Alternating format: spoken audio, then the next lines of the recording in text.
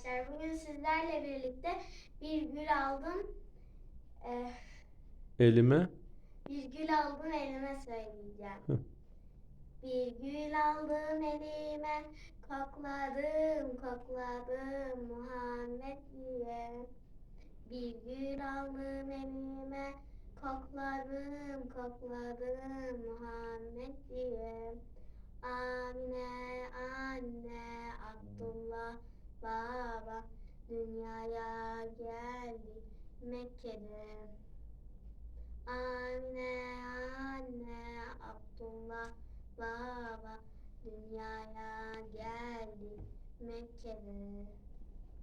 Mekke Mekke karanlık, Mekke Mekke karanlık, Muhammed'in nuruyla aydınlandı insanlık.